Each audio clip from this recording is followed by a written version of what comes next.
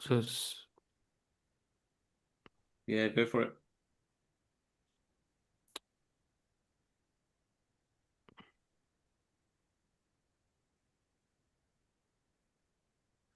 okay, so I'm not sure. Rash, are we live?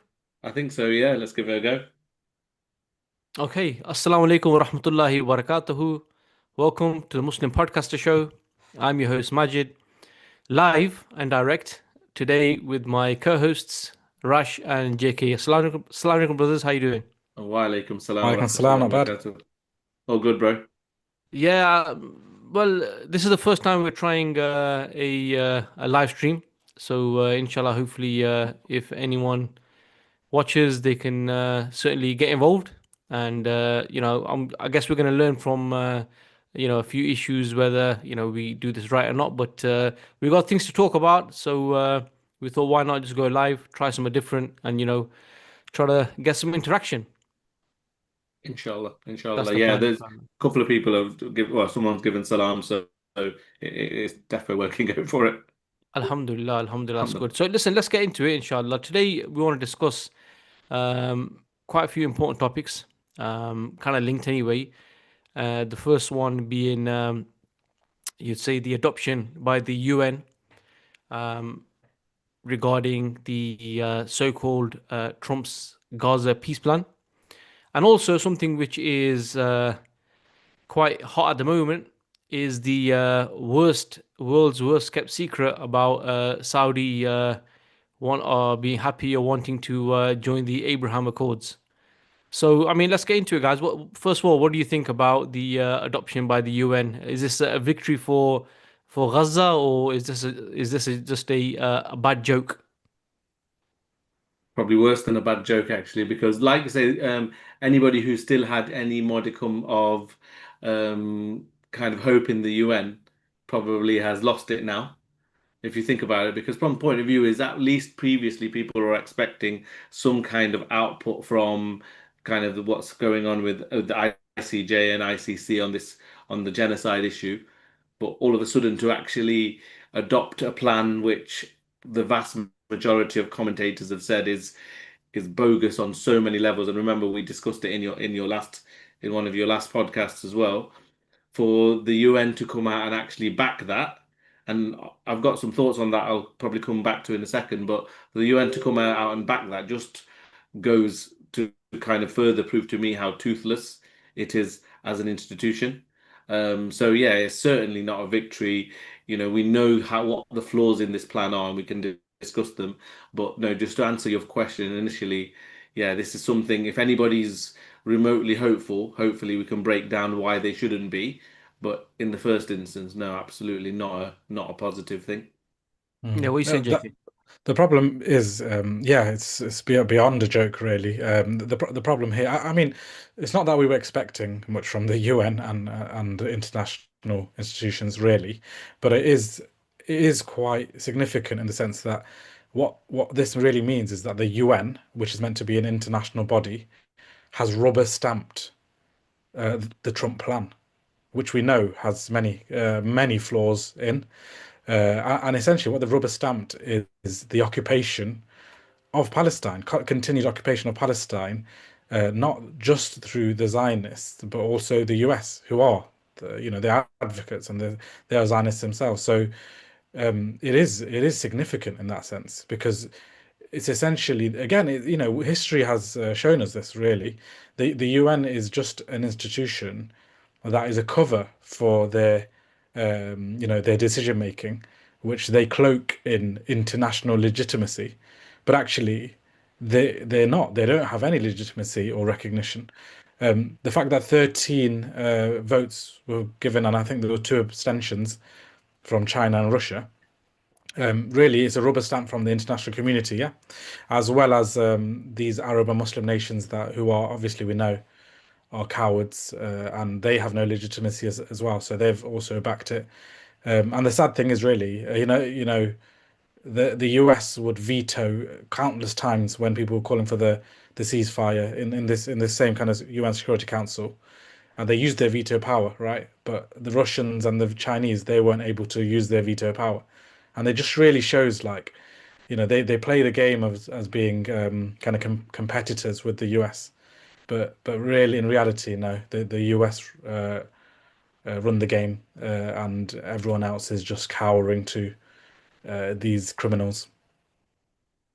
Yeah, exactly, bro. Exactly. And the thing is like you mentioned about the vetoes and stuff like that. And in reality, if you think about it, this is, this plan is something which is a blueprint which is written by the occupier for the occupier to protect the occupier, right? Yeah.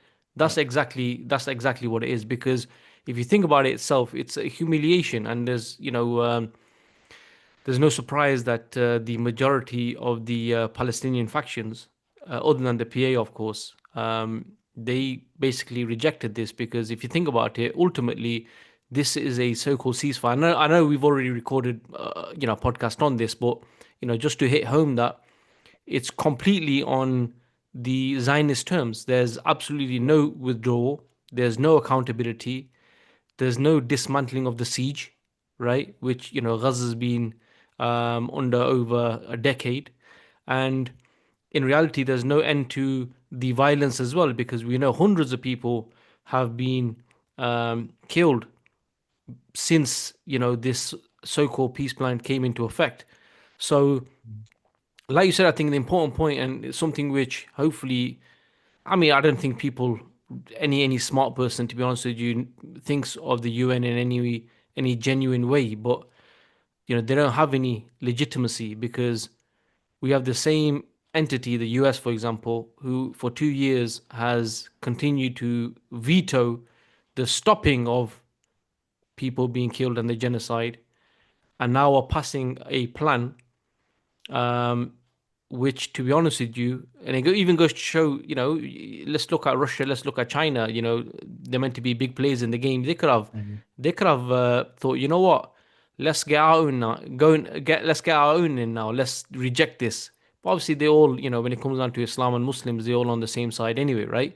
Mhm. But it's something which again really shows the nature of this international system, this international setup, that what they want to do, in my opinion, I think we discussed this last time. There's too much backlash.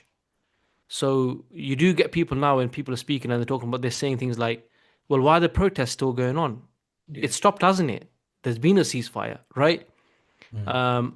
But in fact, if you think about it, even if there wasn't any more killing since the ceasefire, does that mean that for what's happened in the last 2 years, there's going to be no accountability, or we're just going to move on? Exactly. And that's why even in the midst of the genocide, one of the main messages I was really trying to give to people is that don't make the ceasefire the goal. Don't even make the ending of the killing the goal, because at the end of the day, these are symptoms. The killing and the suffering, of course, we want to end, and I know it has reduced, obviously, but this isn't the end game. Like, this is not what we would view or should view as the solution for Palestine. At the end of the day, what is the reality today? There is no ceasefire, as you said. It's been almost more than almost 400 times they've kind of what's the Violated. word, violated the ceasefire, and they've killed almost 300 since the ceasefire. So what ceasefire? There is none, right? I've also read a report that this yellow line that they're speaking of, this yellow boundary, they are moving it. They moved it recently 300 meters without telling the people. So the people are waking up and now they're being bombarded and they're like, "What's going on?" But these bollards, these yellow bollards that are signifying this yellow border, have been moved by these criminals. So at the end of the day, even before October the 7th, we didn't accept that situation. We should never accept that situation. It wasn't like we were happy with the situation then. So just because it's returned to that, you could argue if you want, that's not enough, because Palestine continues to be occupied. The Zionists continue to, exist in that region when they are the ones that have settled there. They're the ones that are the foreign entity here, criminal entity.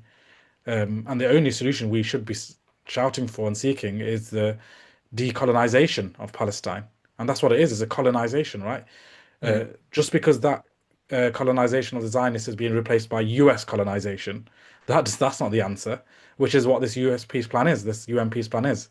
It's just a change in who the colonizer is. They're saying the 200, was it 20,000 forces, international forces will come in and, support and try to implement this plan for the Gaza stabilization force. But actually, this is no different than what we had with the British Mandate. It was still an occupation just because it wasn't the Zionists. So we really need to step back and really ask ourselves, what is the end game? What do we want in this situation? And it isn't just, as you said, the end of the killing or ceasefire. Really, it is the liberation of Palestine, and we should define what that means. The liberation of Palestine is the decolonization of Palestine, and the removal of the occupiers and the colonizers in its entirety. That's the irony, isn't it, that they're even using the word mandate again. That's what started a lot of this issue in that the British mandate, back then, and then the Balfour Declaration, it was a colonial project then, it's a colonial project now. The people who have been suffering the genocide, sorry, the people who have been committing the genocide, and that's not just Israel, that's the people who have kind of facilitated it in America and Europe and Britain, etc. Yes, those people are the ones that are putting forward the plan, and then people are expected to accept it. So you can see that, this is not anything that the Palestinians are going to accept in the first place. And that's why only the PA, like you say, have really accepted it. And okay, the people, if they do end up accepting some terms, towards it, it's going to be under a level of duress. But to be fair, the irony of it, a further irony is neither Hamas will accept it because it includes getting rid of Denuclearization. weapons, Yeah, disarming them. disarming them, sorry, but also Israel actually see it as an occupation as well, because from their point of view, they think they own Gaza, and that's the way they treat it. In that, they've been controlling its borders for years. So from their perspective, they see this as that's their land. So anybody coming in, whether that be Turkish military, Jordanians, Egyptians, whoever it might be, they will see that, or they are seeing that also as, you know, something that they don't want, because that makes their job of kind of taking Gaza completely a little bit more difficult. So this is where there is a little bit, I think, in terms of strategy and a difference between what Israel are probably happy with and what US are, but it's still Trump's plan. It's still a US plan, and it's still a plan from these entities that actually committed the genocide. Yeah. And Madge, I would also say, like you said, Russia and China. China kind of didn't veto. The irony is maybe they would have vetoed if some of the Muslim countries hadn't accepted it. I think the Yeah. commentary in general is that because some of the Muslim countries accepted it, they kind of abstained, because they've basically abstained, saying things are very vague. It's not clear what's going to happen in phase two and phase three. There's just no clarity here. The plan itself is somewhat, not a properly thought out plan. But what commentators are generally saying is they abstained because the Muslim countries, the local countries kind of accepted it. So they didn't want to put a spanner in the works. But, Yeah. you know, why don't they come up with it? If they're so kind of anti-imperial, anti-America, anti-West, then put forward a plan. But even then, and that's not what as Muslims we want. I'm just saying, from a point of view of their strategies. From an Islamic point of view, it's exactly what JK said. We want full decolonization. The land that they have, people have been exported into, imported into, it's not their land. That's why the British Mandate, that when that was set up, it wasn't yours to give away. So if you're talking about in other places where, injustice has been done, this is another injustice. Undo it. But there's obviously no discussion about that in the slightest. Yeah, there's not going to be, bro. I mean, what's telling is when Netanyahu claims this adoption by the UN is a victory. At the end of the day, it's what more do you need to know? I mean, the thing is for years we've said, UN equals the US, and we see that these institutions that have been set up, and this is the whole system is rigged. When when they need some sort of legitimacy, they will go through these institutions. When they're not bothered, they'll go through. They'll go on by themselves anyway. They'll do it alone, right? Mm. So these institutions, what difference does it make that now the UN has come out and said yes, we're adopting it? Because that doesn't make the deal any better. Because again, this is just something like the colonialism handbook. Because a you've taken the land. B, you want the resistance to remove their weapons. You know, C, you've got foreign forces on the land. What else? What else can you call that? Would any country accept something like this? You wouldn't do, because you'd ask. You'd say, well, this is against our sovereignty. Mm. And even the yellow line. What you got to understand is what they're doing is, before, when they were flattening the entire Gaza, because obviously we know what their plan was, right? There was resistance who was actually, opposing this. But now, if you think about it, in the area beyond the yellow line, they are flattening it. All the buildings that are still remaining, they are Yeah. basically flattening everything now without any opposition in terms of there's no one to come out and attack a bulldozer or some stuff like that. They got a free hand now. Yeah. So, it's just something which I don't know, man. The hypocrisy, the double standards are just on a next level. And you guys mentioned the countries, the Muslim countries that were sort of signatories to this as well, or backed it. You know, what else does that tell you? I mean, these countries didn't do anything to stop what's happening, yet they are behind a plan which they themselves actually initially said it's been changed, right? Mm. Remember, as soon as it was published, some of the countries that were on that list came out and said, "This is not what we signed up for. It's been Mm. changed. The Israelis have changed it." Yet they still Yeah. backed it because we know who their masters are, right? So again, I think ultimately people just need to wake up, and like JK is saying, is to understand that, look, the issue hasn't gone away. We can't just move on now. Actually, I watched a video of Low Key when he was saying, look, now is not the time to sort of, take a back seat. Now is the time actually to go on the offensive in, Mm. in words similar to that. Because even if this was a proper ceasefire, just say this was proper ceasefire, obviously it never would be, right? We can't totally forget 2 years of genocide, which was live streamed, and move on. And then have a peace plan that actually has all the expectations put on those who were genocided, and nothing, absolutely nothing, on the one committing the genocide. Exactly. Yeah. Yeah. That does not Yeah. even doesn't make sense. Exactly. Everywhere else, this guy, there would be sanctions and things by now. What's happened to any discussions about that? No, if in fact, like say, a lot of the opposition has just come from non-mainstream media and social media, and people questioning what's going on. Even in the case of, well, during the ceasefire, the tons and tons and hundreds of tons of bombs that have been dropped since the ceasefire. It is the common person or people on social media who are questioning that. You're still not getting the mainstream media and these governments actually doing anything about it. Yeah, Exactly, yeah. And Uh, like you said, the danger is that they're looking to settle the issue, right? So whilst yeah, the killing may have not gone, obviously we're seeing the killing day on a daily basis, but yes, may have reduced.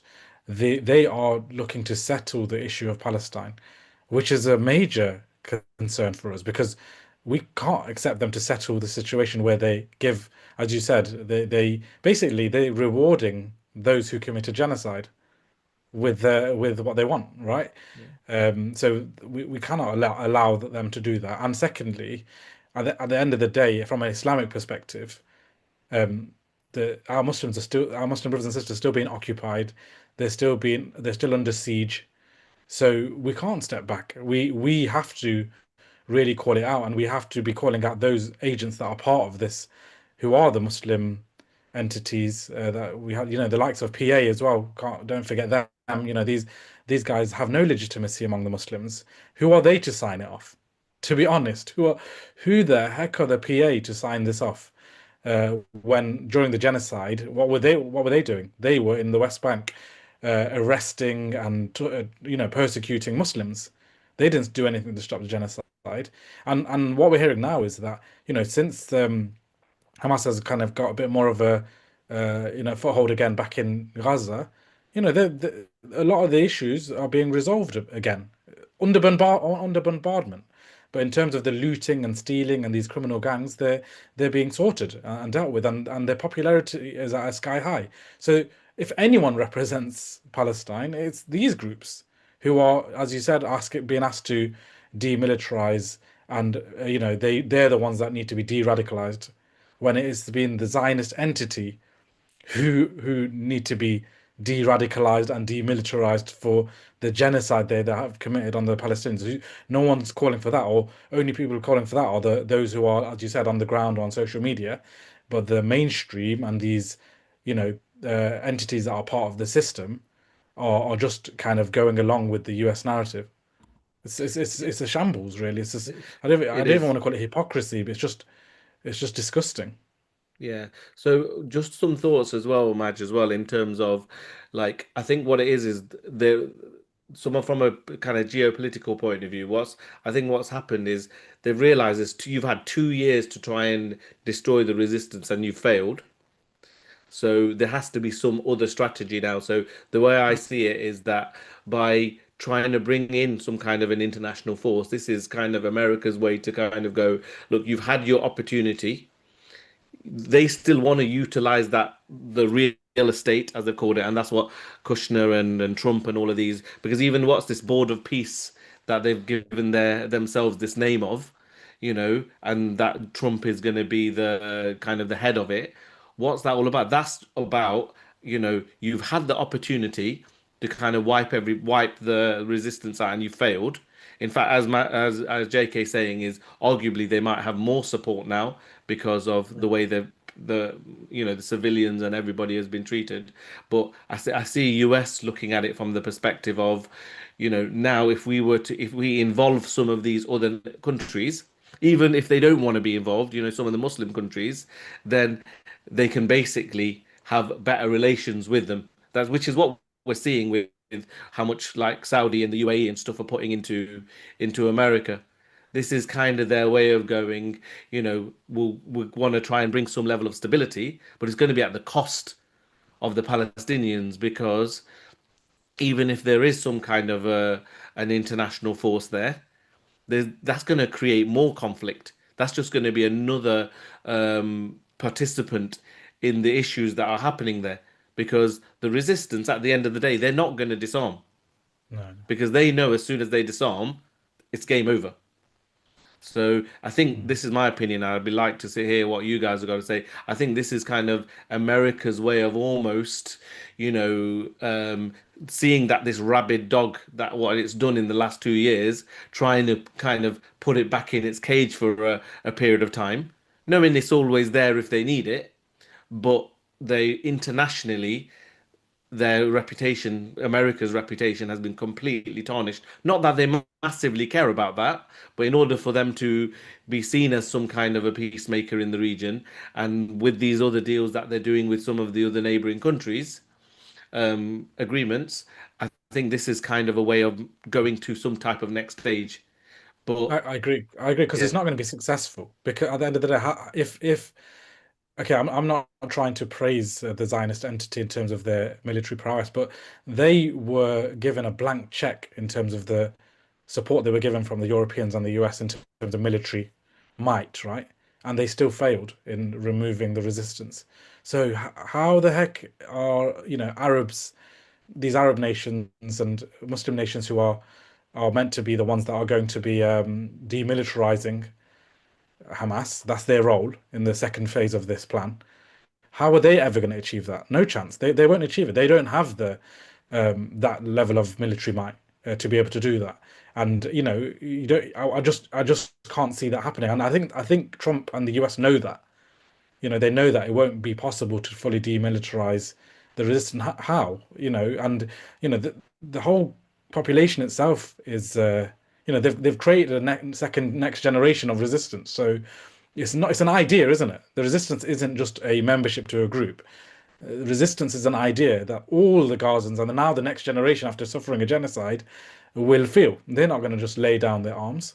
So that won't be achievable. And then the third phase, even vaguer in terms of Palestinian statehood, that is just a little kind of remark in the plan that, you know, if possible, we will potentially move for some level of statehood. Yeah. But actually, it's down to the US and the Zionists whether that will happen. And we've seen what Netanyahu has recently said, that there will be no Palestinian state.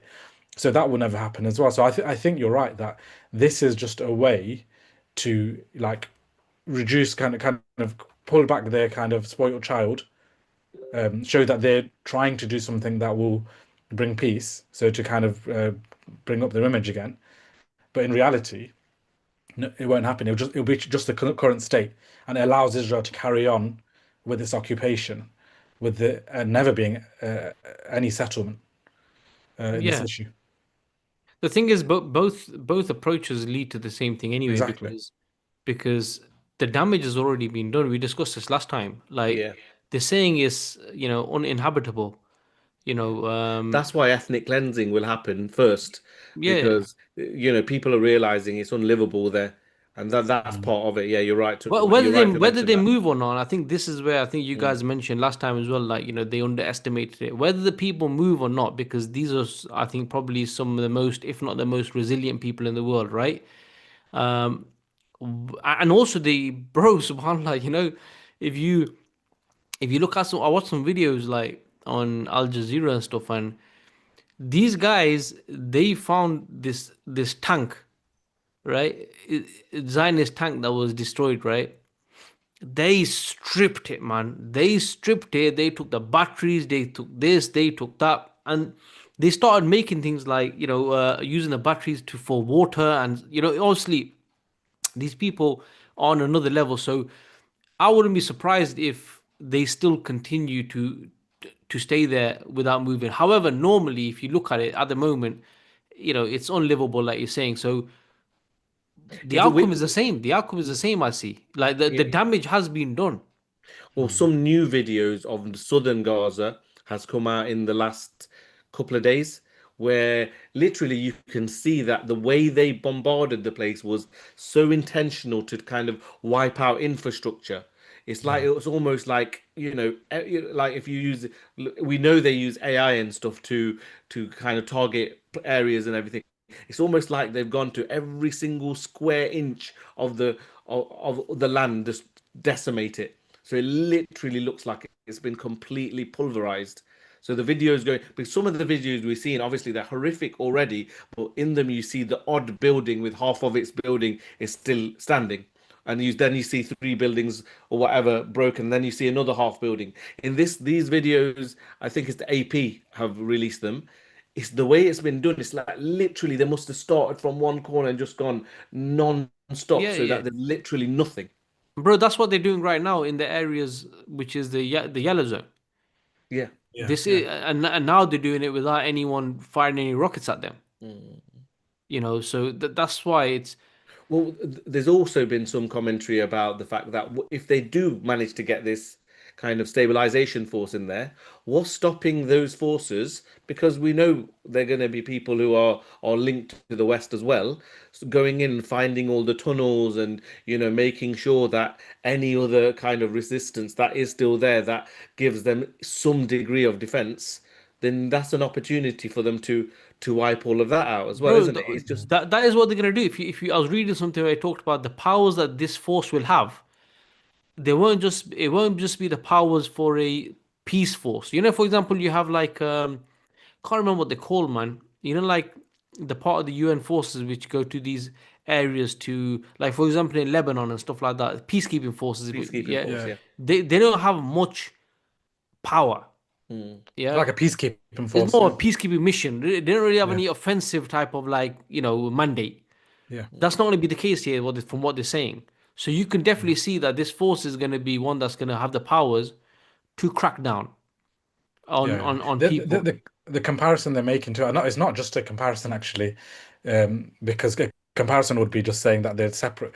The link they're making is, what they had with the Gaza Humanitarian Fund, the GHF, which was a Blair and kind of as a Blair Institute plan, which became a killing field, didn't it? It Hmm. wasn't. It was tagged as something as being providing aid to the Palestinians, but actually it became a killing field for those who were seeking aid, right? We saw more than 2,000, 3,000 people killed in point blank range shot. Hmm. That same entity and those involved with that entity are involved with this as well, with the stabilization force. So that's what it will be. And what, the GHF took the role from UNRWA, didn't they? Yeah. Because UNRWA was meant to be the legitimate entity to do the aid, right? And they did it, but obviously they obviously created this case against them, and they got rid of UNRWA. The same thing's happening here, where the UN, and I think it's UNIF or UNIL, or whatever, yeah, the peacekeeping force, there will be none of that, and it will be these guys who are, linked to the Blair Institute that will be running this. So again, expect the same. Expect them to be, have no rules, follow no rules, in order to kind of, and as you said, I think there's a red zone which is beyond the yellow line where they've got free reign now. Even today, free reign. They can do what they want, and the kind of pretext is that Hamas are still here. So that's the pretext they're using. That Hamas is still here, so we can do what we want. And anything that happens here it doesn't defy any ceasefire or anything because Hamas is still present in these areas. And then within the green zone, which is beyond the yellow border, um, this is they're still killing, right? As we know, there's been 400 violations of the ceasefire and almost 300 killed. So even that they're defying. So again, as you said, as we should expect that we've seen in the last 2 years. They don't follow their own rules, and Muslims and people just have to face it. And now that this has been rubber stamped by the international community, it just it's very hard not to become a bit you know, really defeated by some of this stuff. But we just need to Yeah. keep speaking out and raising awareness of what's happening. But I think then that's the way to flip it, really, actually. From a military point of view, sorry, Yeah. and from looking at the destruction, and at the end of the Mm. day, and there was a video as well the other day when people were saying that they've won because look, they managed to destroy so many the full infrastructure and kill so many people, but actually this lady, I can't remember who it was now, she was saying actually, but you say you killed 200,000, 500,000, or whatever number of Palestinians, but in the process, you've made millions and millions more people who support Palestine across the globe. So, yes, you may have won on the battlefield as such, if you want to call it that, but actually, the world now hates you. The entire public Exactly. opinion, on the battle on social media has been completely won by the Palestinians and by the people on the side of justice. In the space of a couple of years, they've basically made the entire, anyone who realizes that well, a lot of people firstly have realized that mainstream media is a complete, it's gone now. Alternative media and new media, as it's sometimes called, is getting all of the people's eyes on it now. A lot of Yeah. mainstream media is collapsing. But that's because they're realizing that mainstream media is pure propaganda, Yeah. so they've. Even linked to that though, like even the whole US politics side of things, like where US politics was a bit more clear in terms of red and blue, conservative and Mm, republics, that's been lifted in the air and shifted in the sense that you've got those who are conservatives who are anti-Zionist now. Have you heard of that new group, AZAPAC? yeah, So instead of APAC, AZAPAC, yeah. which is anti-Zionist committee, whatever they call it, political committee. And these are the ones that they are right wing people, Well, they are the true America first. They're like, why are we giving 33 billion pounds to the Zionists when we should be spending on our America, American first, right? So Well, so these guys are they've supporting. gone as far as saying that the people who are going up for, getting the vote, they're basically realizing that if you even have any affiliation with APAC, that's going Yeah, to be what is going to be your Achilles heel. That's going to exactly. actually not get you voted. And So that's what happened with Cuomo versus Mamdani. exactly. Hmm. So yeah, there's a lot, as you said, there's lost a lot. We have, and you should never view it as a genocide with a silver lining. There is no such thing. But the world has shifted, so there is something there to pull on, really, and make sure we use it.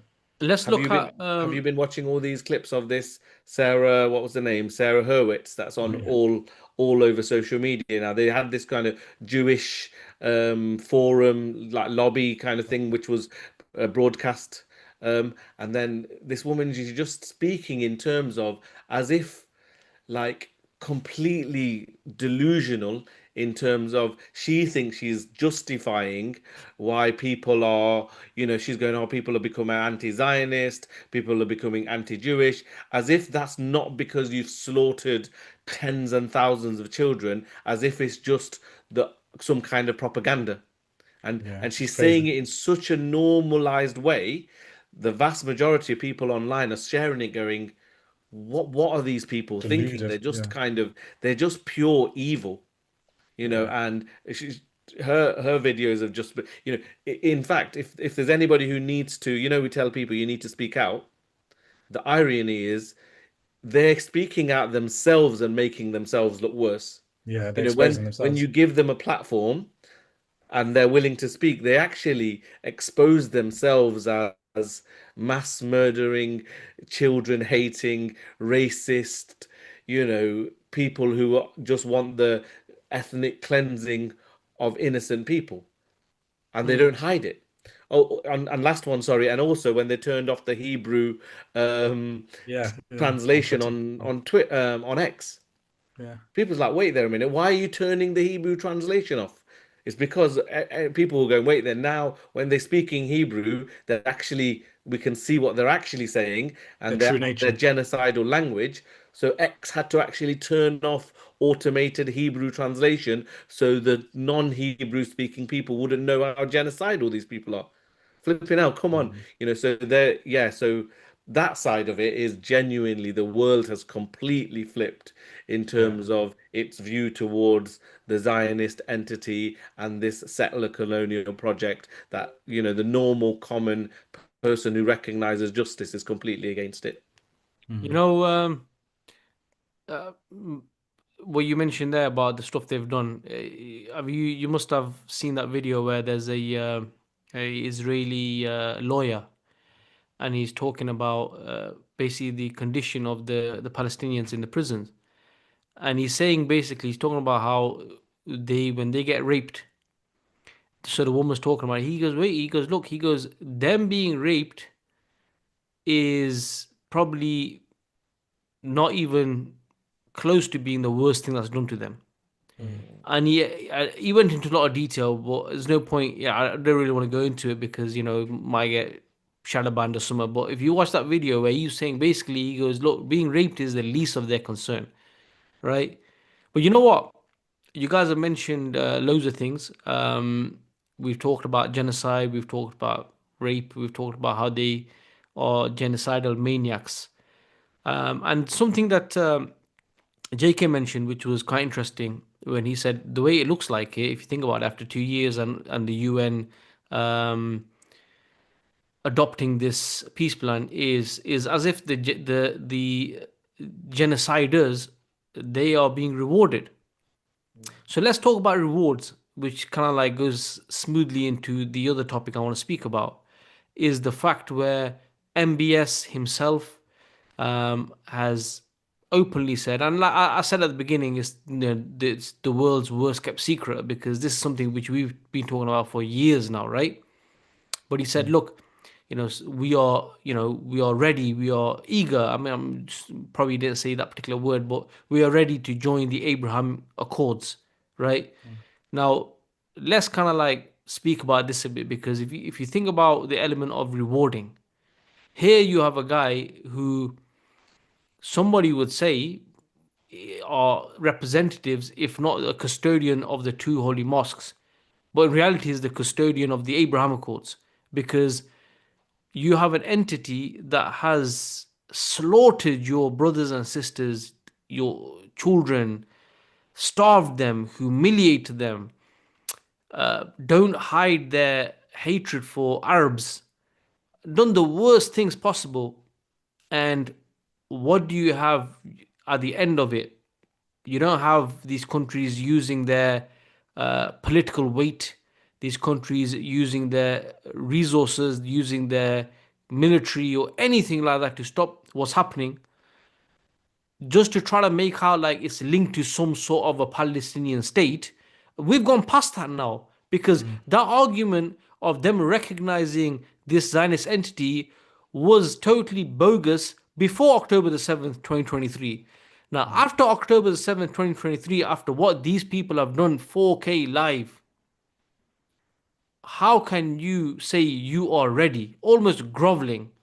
You are ready now to join the Abraham Accords, to accept these genocidal maniacs as being a legitimate entity in the region, to then start having um, economic ties and all these other ties that the Emiratis and other countries have over the, whilst you're walking over the mass graves of the people in Gaza. Mm. This is treachery. This is betrayal on a next level. Mm. A next Yeah, level. What are your thoughts about these guys? Really it's gets me not angry, man. even yeah, but like you when you say betrayal, treachery, these aren't even the words because like it's such a betrayal, such a shameless thing to say. The way he's saying it as well, it's kind of like this kind of viewing Trump as a positive force, and I do proper groveling, isn't it, to Trump. They're ready to join, and he even says, we want peace for Israelis and the Palestinians. Like, have you not seen what the Israelis have been doing to your brothers and sisters? And this really proves that these guys are complete Zionists. They want the protection of the Israeli entity. They if you think about it, before October 7th, they were ready anyway. On Fox News, MBS was given an interview saying they are close to signing the Abraham Accords, right? It was October 7th that caused and actually Hamas have said that one of the reasons they did it, whether they knew it would fall out like this, but one of the reasons they did it, they wanted to bring Palestine back on the agenda because everyone was forgetting about Palestine. And that's true, that was happening. So the fact that MBS now, because he can now go back to his previous narrative, his previous agenda, now that the genocide has ended, so to speak, really just exposes him for what he is. He's a complete traitor. I mean, it's just very as you said, it just angers you the way he's speaking about the Palestinians. And who is he really to speak about the Palestinians? They will obviously join the Abraham Accords, and they keep using this line to say, "Oh, as long as a Palestinian state is recognized." But look, that's just a statement. That's that's hot That's not air. gonna. That's hot air. They won't even accept that. They won't even give them that, obviously. So they will join without that. But Bro, yeah, the guy is saying, the Netanyahu is saying, it's not hid. This is exactly. not He's not this is not hidden. It's not something that has to be translated in from Hebrew. The guy it's in is English. saying there will be no Palestinian state. Exactly. Exactly. Subhanallah. So I don't know what more to say about it, to be honest. Yeah, It's just complete treachery. all that's worth saying is these people, even if they had their own kind of borders, that sometimes you can say there's complete sellouts who they're Zionists, yeah, because they recognize that this entity on their border also serves a purpose for their existence. But okay, at the Mm. end of the day, they're looking after their thrones, yeah. But you've got your military. You can do something, but we know they never will because they won't go against the interests of their master. And that's why. And then there's been a question here in the chat that I'll bring it in. someone called Bird Nest Rat Fest gives salam, so alaikum salam, goes, have you got any opinions on Usman Noor, founder of Protect Palestine, saying a call for military intervention? And obviously, we've been saying it for a long time. The solution is a military solution, but we just got to be careful. So I haven't seen the full context of that call, but if that call is about getting the Ummah's military involved in doing its duty that it should be doing to protect its lands, its people, then absolutely that is the correct solution. But if it is just to say, oh yeah, we're going to send a few of our, military personnel to be this international stabilization force, which we know is part of the plan of Trump and the West, then obviously that's not going to achieve the desired results.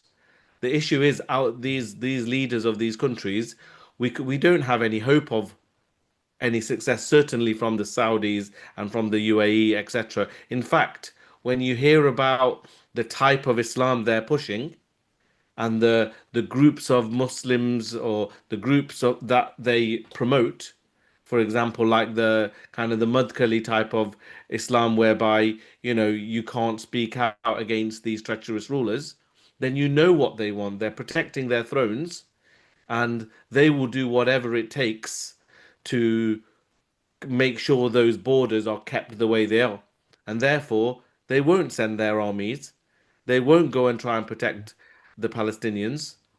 And what they'll do is they'll carry on plodding along with these kind of projects or these accords or whatever the West kind of propose, because it just drags things out. It drags things out, and it keeps them looking like, okay, look, this is how we continue to look after ourselves, but to an extent we somewhat keep our populations more under a thumb.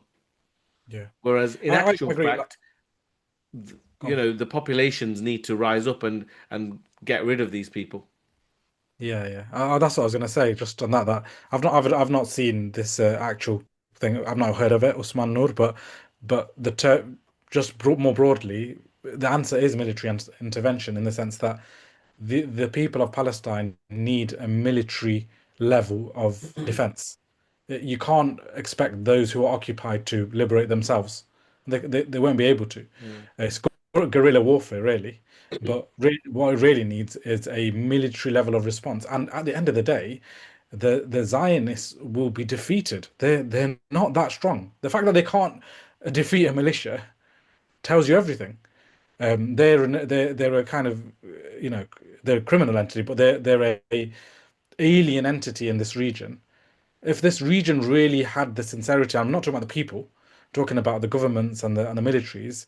If they had genuine concern for their Muslim brethren, all they need to, only one of those countries, just say Egypt, needs to really rise up and support its brothers and sisters by sending in a force to deal with them. But the reality is that these militaries are bought out and are controlled by agents, really, you could call them, and that's the issue. But yes, military intervention is the actual solution to this. It's not these diplomatic solutions or UN solutions.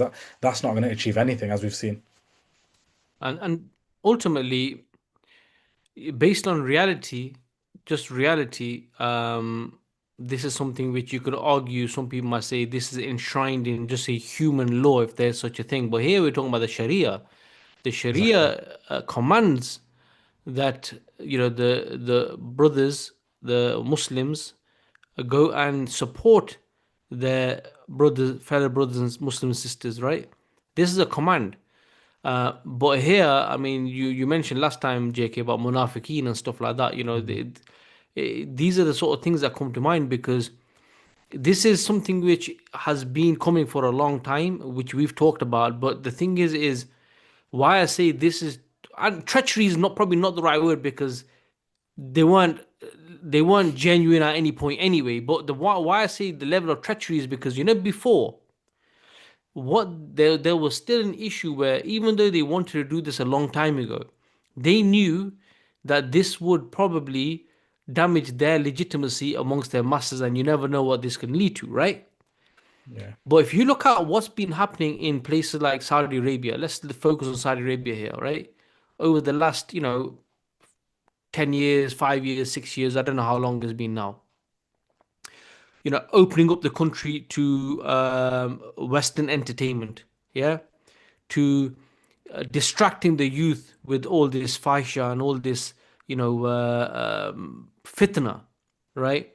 You had them rewriting some of the curriculum, taking Yeah. out certain things. They've reduced certain things like the time for Quran class and all, so this has been happening in the back, where they've even been trying to purge the hadith by saying these hadith are genuine, these are not, you know so they've been doing this. At the same time, they've been locking up the scholars. So now we're at a stage where, even though these guys have just committed what they have in Gaza, which is probably 10 times as worse than what they did in places like Jenin and stuff like this years ago, yeah? Mm. Which had to be hidden, actually, right? Yeah. But here, this is public. So now, when you think about, we're at a stage where they feel somewhat a bit more comfortable in order to say this on the backdrop of what's happened, because they maybe feel that the people on the ground ain't gonna resist like they may have resisted years ago. Time will tell what happens. Time will tell. And Mm. also, look, the thing is for us who are outside of Saudi, we don't understand, because these are countries which, even though they try to show out to the West that you got your Ronaldos and your Sadio Manes and all this stuff, but people can't speak out there. Yeah. Or People can't speak did out. you watch, there was that brother on that Thinking Muslim podcast, and he Oh yeah. was Oh he yeah, I think he left Saudi like when he was very young, but he was saying the same. He was like, you can't speak there. Yeah. They'll get rid of you. And he's got friends and things there. Some of his friends are still in prison now because of some of the things that happened back then when he left. Yeah. And he talked about it a lot, and it's well worth watching that one actually. It just highlights the kind of the Muhabarat and stuff, and how it is in some of these countries, which actually further highlights our role, Yeah. in Exactly. places where we can speak. And obviously it's ironic, isn't it? The sad reality is you can't speak in a Muslim country against these regimes that are Zionists, that are actually continuing the injustices that we see because of them being in those positions. Yet, hopefully, still for a certain, who knows, for a period of time at least, we We can still can. speak about these things, and we should. And then Yeah. with all the stuff that happened with the brother Sami Hamdi recently, and ICE and stuff like that, it just goes to prove that they're fighting a losing battle, by the way, on these kind of things, because Yeah. that exposed them badly, that whole episode, because you guys are supposed to be kind of the bastions of free speech, and you guys kind of uphold these freedoms, and you can have different opinions, and now you've got someone who's actually calling out a genocide, who's actually calling out the perpetrator of a genocide, and you lock them up, and the only reason they get out is because they're well known, and people, and there was pressure from all directions. Yeah. That's the only reason he got out in the timely manner. mm, That's what he's been telling everybody on all of these other platforms. There's still loads of people stuck in those ICE detention centers that, should be out, but because no one's talking about them, they're stuck in there. So, exactly. so these Western countries, they try and make out that you know, they're not as bad as some of these Muslim kind of countries that are cracking down on people. But look, you're doing the same now. So how are you any better? Bro, they outsource these countries, man. Exactly, man. If you think about rendition and stuff like this, when they were taking Bagram, people, where do you think they were ending up? They were ending up in exactly. dungeons in Syria, in Egypt, right? Exactly.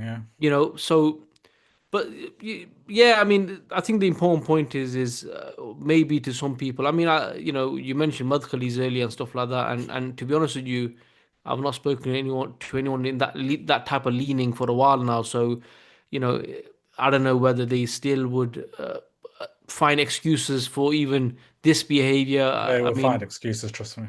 because ultimately, if you think about it, the guy is trading Al-Aqsa for F-35s, in Yeah. all honesty. But another thing which probably, we can probably touch upon before we, bring the live stream to a close is the fact that, yes, we look at after 2 years of what's happened and we do ask why has the Ummah not moved? And obviously this is something which is true. However, to answer that, first you have to look at yourself in the mirror. But I think what this really highlights now, more than it has ever, not just to people who, I mean, people in the past have been speaking about the problem for a long time, um, but other people couldn't really see it as much. But we can see now that, the problem isn't the Ummah as such; it's these rulers. And this whole episode has really highlighted this, about what's happening in Gaza, highlighted that these guys are the problem. um, and a lot of people now are speaking about things like they should be removed. I think, to be honest with you, gone are the days really where, subhanallah, people used to make dua for their hidayah and stuff like that. I think even those people are thinking these guys are even beyond hidayah, right? Yeah. But I think that's become quite blatant now that these rulers are the problem, and this is something which has to be removed. This cancer has to be removed. And the other thing is the fact that, what this highlights is, subhanallah, when you think about the hadith of the messenger sallallahu alaihi wasallam, when he talked about the iman being the shield, how, this hadith has been there for, more than 14 centuries, right? But, it really hits home when you're looking at the situation now where, it seems like the ummah is just open, and cannot defend itself and is not shielded, not just by against the kuffar, but by the munafiqeen, even probably worse. Mm. Um, so yeah, I mean, what's your thoughts on the last things about the rulers, and obviously, we talk about MBS and stuff like this. It's not rocket science. Mm. You just look at the list of those countries that were on the, the UN list of countries which actually endorsed this plan. Is there any other way than to remove these people at some point to be able to bring about change? Mm. No, This that, is it. that that is the only, and it's a positive that people are seeing that, and Muslims are recognizing that these rulers don't represent us. They don't represent us in the slightest. In fact, they are working against, like I said, the anyone who speaks the truth will be put in jail. They didn't represent the Palestinians when they were going through probably one of the worst atrocities that it will probably in human history. I'd even say, I'd argue, one of the worst in modern times anyway. And they not only were silent, but they were aiding the genocide. So I think this has really opened the eyes of Muslims and non-Muslims as well, to be honest. So I think that is good in the sense that if that has started in the frame of mind of Muslims that they don't represent, that is a positive. I think the work will come in what are we willing to sacrifice. And look, this is not me. I'm talking about us. I'm talking about us three here as well. Like, what are we willing to sacrifice to be able to remove them, and what are we willing to do the work? Are we willing to take upon the mission of the Messenger Sallallahu Alaihi Wasallam and do the work, which is arduous? It's not easy. It's easier just to chill and have a life of comfort. It's very difficult because they'll make it difficult for you. They will arrest you. They will stop you from saying what you need to say, and use their laws, even in these countries. So, are we willing to take that sacrifice? And that's the question, really. That's the question for us. I think it's good that we're getting to that point, but the question is, what are we willing to do about it? Yeah. Yeah. Any thoughts, No, Rush? yeah, no, I think a lot of it is that obviously we recognize, I completely agree, we recognize that these leaders, they don't represent us. But you're right, I think a lot of people want to do something, I do genuinely believe that. I haven't lost faith in the people that they want to do something, but if you don't get given a path that you can follow, that you see some kind of a fruit at the end of it, it's kind of it's difficult. And we're realizing even more. It's not just Palestine. Look at what happened in Sudan. Your last video, Madge, when look, these so-called leaders of Muslim countries are responsible for that as well. So we know what they represent, and I think the reason why we've lost hope in them completely is you can almost go to the point where you think, well, actually, would Allah even bring victory through people who have done such harm? Sometimes you go, Mm. even the worst people, we know that some people who were bad in Jahiliyyah became the best Muslims. Mm. Yeah. Mm. So sometimes you have that level of hope that maybe they'll just wake up one day and they'll try and fix the situation. But the level of what they've done and what the loss of life that they've caused, do you think, no, would Allah even choose someone like that to make change? But in fact, what we're seeing is a lot of the change is coming from maybe even not a lot non-Muslims seeing the injustice. And I Yes. think one thing that's going to contribute a little bit is that this age-old what the Zionist project was is that they can't get people to like them. So the easy way out is to get people to hate Muslims. So the level of Islamophobia and stuff was almost a way of detracting from some of what they were doing. I think more and more people are becoming aware of that now. So whenever and you saw it recently with all these different kind of things that go on around the world, even silly little social media things about that woman ringing a mosque and ringing churches about the baby formula and all of this kind of stuff. The general commentary that came off the back of things like that is maybe we're wrong about Muslims. Maybe we're wrong about Islam. Maybe it's always been the Jews and the Zionists that have been able to successfully make Islam the bogeyman so that they can distract us. There's a more Mm. and more of that narrative happening where people are looking into Islam more, or people are going, maybe it's not always been, all of these forever wars, all of these wars that they're trying to stop, and how we were saying that people want to be America first rather than Israel first. That in itself is very much about, oh wait, there some of these wars were wars that were instigated or in Israel's interest. We obviously know there's more to it than that. There's a deep state. There's America see of use for Israel in the region. It's not just Israel is controlling America. That's naive. Yeah. But I think the general people are starting to realize. Also, can I just quickly say, obviously, there's been a couple of comments on there. There's a good point about the fact that whilst mainstream media, I think some of the comments are saying that have people gone quiet since the ceasefire Mm-hmm. in general, and I think there's two sides to that. I think maybe some the people who were active before, I'm seeing that they're still active now. So I don't think those people have quieted. I don't think anybody who was doing activism for Palestine, for justice, that have suddenly stopped because genocide. In fact, they've continued. I think some of these social media platforms, because they themselves are controlled by some of these Zionists, have managed to flip the algorithm such that you must have noticed if yourself. Firstly, you're seeing less of this content, Mm. and They secondly, or even like the Hebrew stuff I said earlier, and secondly, there suddenly is more Islamophobic or anti-Islamic Yeah. content. they said it themselves already. They're gonna do that. They said it themselves are going to Mm. do that. And then this Sarah Horowitz stuff that she's going on about, she's saying we need to take the social media off people. We need to take phones off people, as a means of stopping them from seeing all of the destruction and all of this genocide in 4K.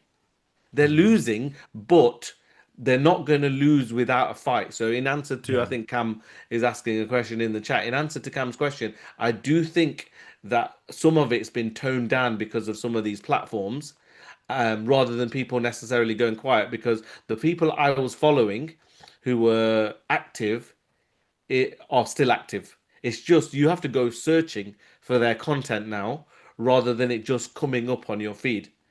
Yeah. And then maybe if some people have gone quiet, then it's a message for them to go, wait, there. We know this ceasefire isn't a ceasefire. We know that liberation isn't through these projects that are kind of promoted by the likes of Trump and his cronies. So it's not time to shut up now. It's time to speak louder. But you know what it Mm. also highlights as well, Rush, is there has to be a collective effort. Because on an individual level, you all see people who may have been very active, but you can burn out and Mm. other Of course. things, and that's the difference between you doing something which is a collective effort, and you can push each other forward. And I think that's something which, if you have, like, for example, you have organizations set up and stuff like that, they haven't really gone quiet. But Yeah. if we're talking about maybe people who are Individuals. vocal on TikTok and stuff like that as individuals, they can get blacklisted. They can Mm. even have the police come around, or they can just burn out, and then Mm. it happens. It happens. That's why it's important that you know we don't just think of ourselves as individuals. We do this on a collective basis, and I think that's something which is really important. Inshallah, as Muslims, we should be united. Um, you know, maybe there are differences, from very, very small differences, whether it's from a mother point of view and stuff like that, and these things shouldn't really make a difference when it comes down to what's happening. And as an ummah, we should be working collectively, and making our voice heard as one voice, not many. So yeah, I mean, I think we can probably bring the sort of podcast to a close. I think just a few comments from myself, really. I think we have to also remember the bigger picture. It's this is about reconstructing the entire region. Whatever the new Middle East. About integrating the Zionist entity into this land. All of this is linked, and what we'll see, actually, we'll see maybe even a shift from what was the war on terror to war on resistance, because now it seems like they're you know openly declaring war on resistance groups, which in their own law is enshrined as a right, right? But it doesn't really matter now. So we're seeing this openly now. So I think that's something that's really important. And the issue to do with the UN, as we discussed before, you know, we can just see that this isn't the end of the genocide. It's actually the continuation, the actual the afterlife of the genocide, where it's continuing, even though everyone thinks it's stopped and ended. This is giving legitimacy to that. It's not holding anyone to account. It's actually just prolonging. You guys have mentioned it. It's just prolonging it. And I think these are the sort of things that we have to think about. And when it comes to people like MBS, as an ummah, we must say that Al-Aqsa is non-negotiable. Whether that's Trump, whether that's Abbas, whether that's MBS, this is something which the Ummah will not negotiate on. And with these rulers, puppet regimes coming out and saying that they are ready to sign the Abraham Accords, what they are doing is signing away Al-Aqsa. They have no right to do this. They have no legitimacy to do this. And as Muslims, we need to reject this. Um, Before we end, guys, any last thoughts?